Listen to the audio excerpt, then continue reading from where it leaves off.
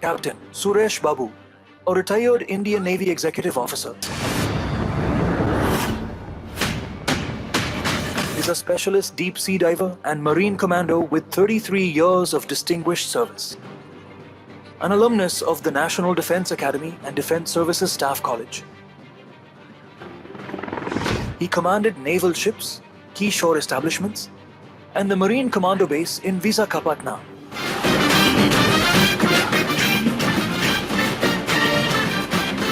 He played a vital role in operations across Sri Lanka, Somalia, Assam, Jammu and Kashmir, and anti-piracy missions.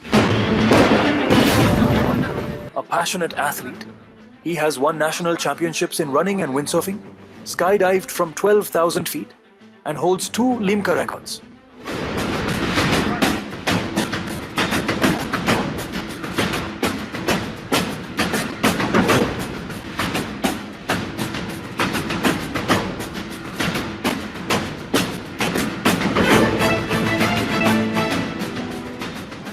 Currently, he is a consultant in a marine firm in Goa and a proud advocate for peace. Before we call Captain Suresh Babu on stage, let's see him in action.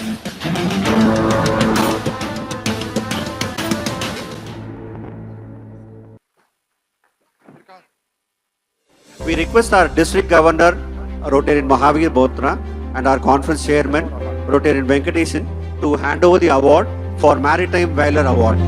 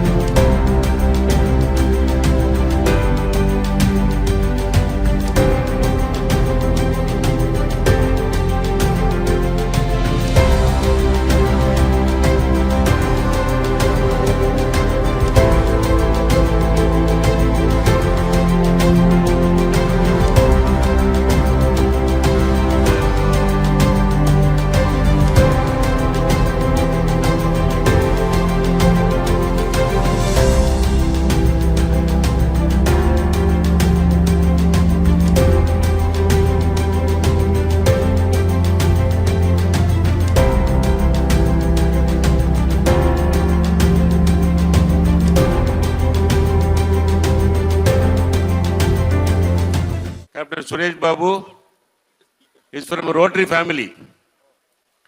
He is a brother of Rotarian Dakshayini of Rotary Club of Meenambakam. So we have equal pressure to welcome him as a member of Rotary family, and over to Captain Suresh Babu and his address. Thank you. Good afternoon, everyone here. It is a singular privilege for me to be with the Rotarians and their families, the men and women who have made a difference to the society, who have touched people and brought a change in their lives. It is indeed an honor. I would like to take you all to a different world, a world of pirates and marine commandos. India is so strategically located in the subcontinent region, wherein $240 billion of trade passes through the Suez Canal. As you all will be aware that Indian Ocean is India's ocean. And we, as an Indian Navy, are there to protect it. In the last 20 years, the next slide, please. We have controlled this Indian Ocean region, wherein you can see there are 4 choke points, one coming from the Suez Canal, one from the Cape of Good Hope, one from Australia and the Malacca Strait. So the sea lines of communication have been guarded by the Indian Navy. Next. In the mid-80s, it was the Navy made a conscious decision that in order to protect our oil rigs and all the maritime assets, and also to counter the threat from pirates, we need to raise an elite unit, and that was the Marine Commandos. Next. From a motley gang of a few hundreds, now we have grown to 2,000 plus, and we are positioned in the west coast, the east coast, in the Andaman Islands, and in the south, where we have our joint services operational division. Next. As we are all here gathered today, our boys are guarding the friendly neighbors, not so friendly neighbors, and of course the Gulf of Eden and the Malacca Strait. Next. So as we were growing up as Marine commandos in the Horn of Africa, the pirates were also gearing up. Next. Gone are the days of swashbuckling, sword-wielding pirates, which we know. Next. Grenade launchers and AK-47 wielding pirates. Next. Every year, 20,000 ships sail through these pirate-infested waters. 42 of them were seized last year, earning these pirates $40 million in ransoms. The pirates are Somalis. Theirs is a land of little opportunity, but from her beaches you can see the world's wealth passing by, a temptation, an opportunity. Let me make it clear, it is us who are holding many of these ships, said this pirate, claiming responsibility for snatching a Sirius Star. At nearly a quarter mile long, she's the largest ship snatched so far. We only need the money, and if we're paid, then everyone will be okay. While owners negotiate how much to pay, pirates and hostages live cramped together on board, sometimes for months. This is what an attack looks like. The only way you know they're pirates, they have ladders and grappling hooks instead of fishing nets. Next. So this is the kind of piracies which is happening in the last 20 years. We have plenty, not just one or two. That is why all the nations got together and said it's time to react. Next. Initially it was just the European Union, and then the NATO countries, and later on all the countries got together to have the combined maritime forces. Next. They were independent operators, including India, China, Russia, Japan, and Malaysia. And now you'll see the Indian Navy's readiness.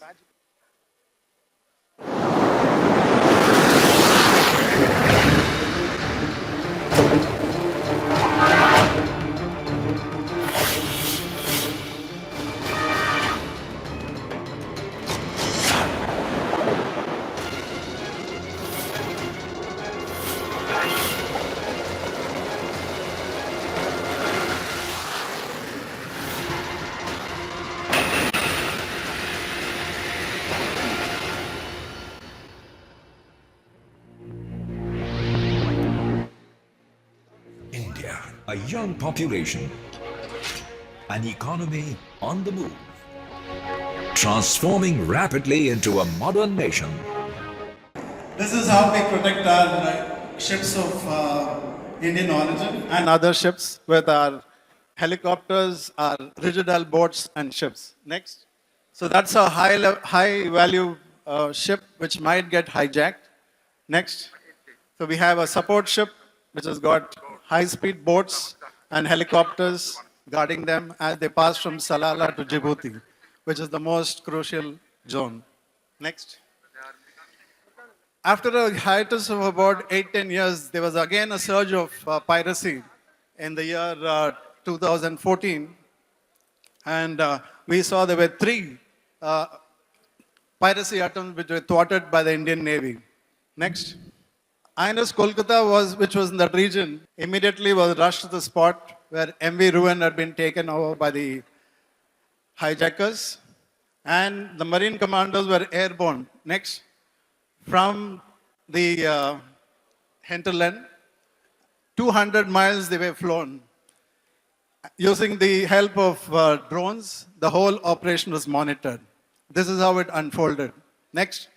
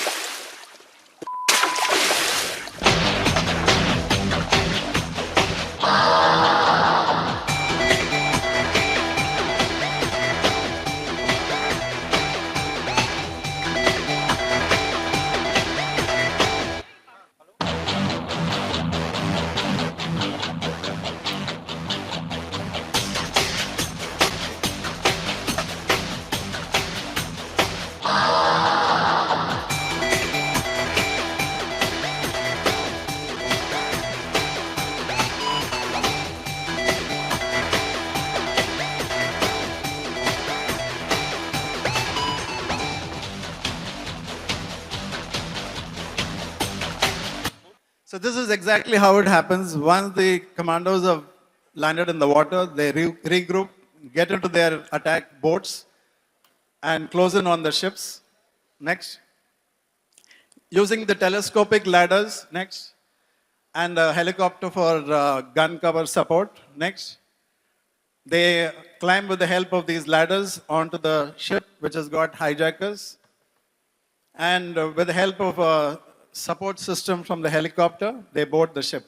Next. This is how the boarding is done. Next.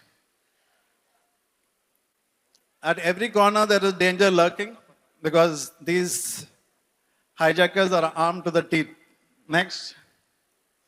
So we have to use these ladders and ropes to climb up. Next. And the eventuality is known to all of you. We had, on all three occasions, all these hijackers arrested and brought to court. Next. So this was to showcase the whole world that we have a capability which has been honed over the last 20 years. Next. And to that, our unit was given the commendation by the Chief of Naval Staff. All this doesn't happen overnight. It's a lot of training, and boys are trained to become men. I grew up in the city in Padma Seshadri and was a bookworm, a mother's Pallu boy, where my sister was the most boisterous one. And from there on, to become a Marine Commando, I had to go through this process. That's a mud walk happening. Next. So we have an initial training in-house in firing, in driving, and intelligence gathering, and photography, and jungle warfare, and survival. And we do a lot of courses abroad also with the Americans, with the Israelis, the French, the Sri Lankans. And it's a combination of both military and specialized training. The regional orientation, cultural orientation, religious training. Next. So all of us are basically divers who are trained to dive, combat, salvage, and ships diving. Next. So these are the countries with whom we have trained. It's just a notional one. There are many more countries whom we interact with. Next. And we do impart training to other countries too. Next.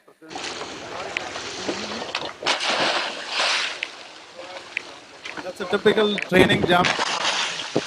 They dive up to a depth of 200 meters.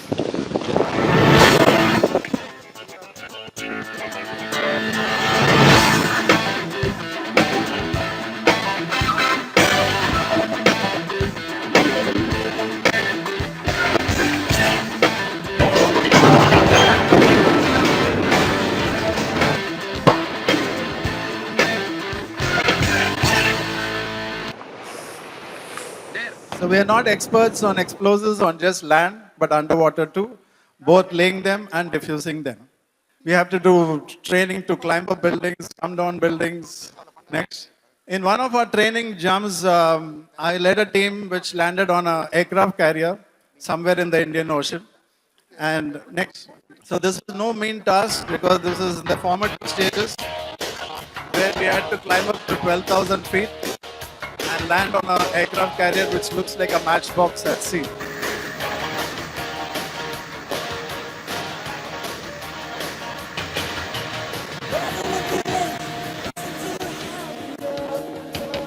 All geared for the jump.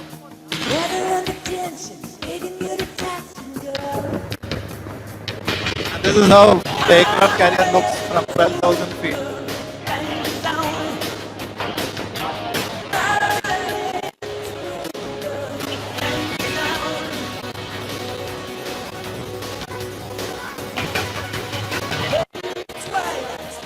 There goes the jumper with all his combat load.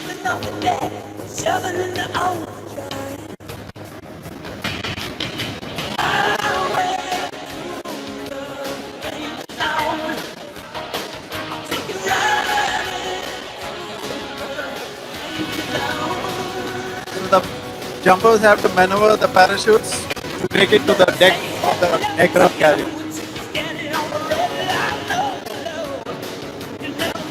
All the white dots you're seeing on the parachute.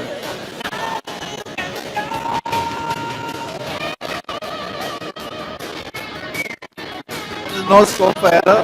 You have very less space and bigger the stage for all of us to land.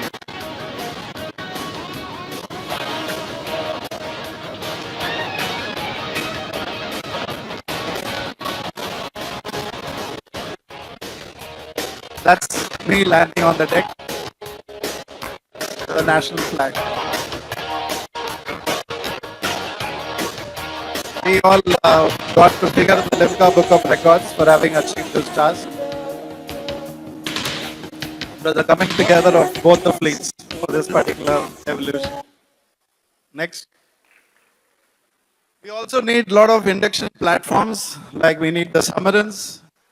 Next.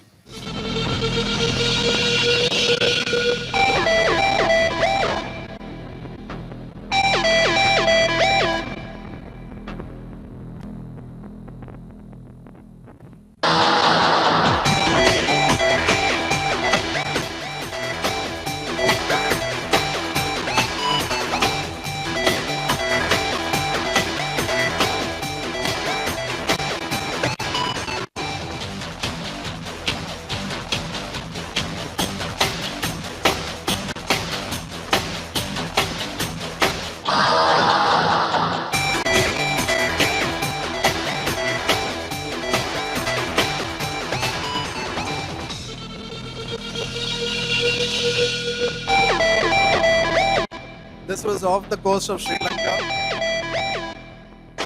before we went in for the actual landing for the peacekeeping operation.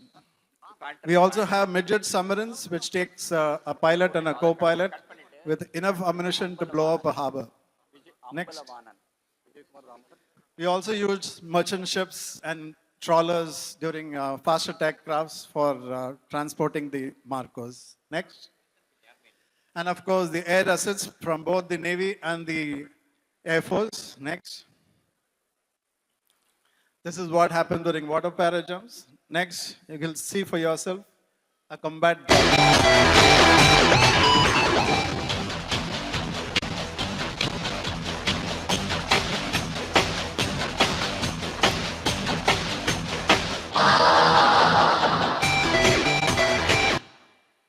Next. ताकत वतन की तुमसे है, हिम्मत वतन की तुमसे है, इज्जत वतन की तुमसे है, इंसान के हम रखवाले। ताकत वतन की हमसे है, हिम्मत वतन की हमसे है, इज्जत वतन की हमसे है, इंसान के हम रखवाले। आहा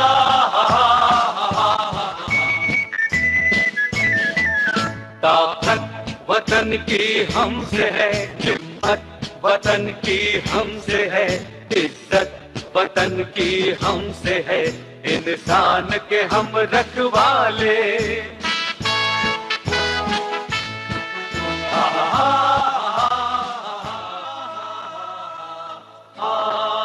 That's all, ladies and gentlemen.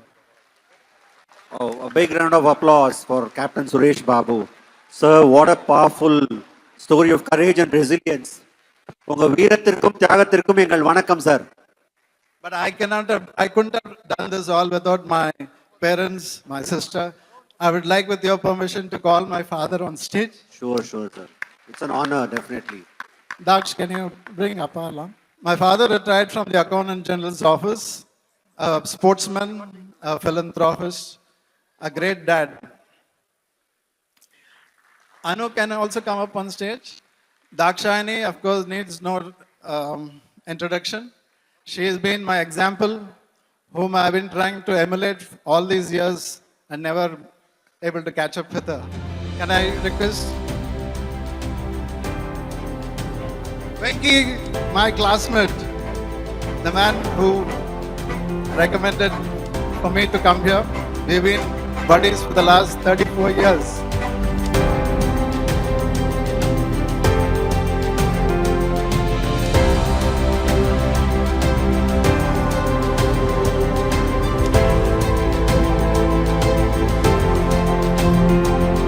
This is my daughter. She is a clinical psychologist working in Chennai, and her topic is a very tough one, child sexual abuse. And that's that. Thank you all once again. It's been a wonderful audience.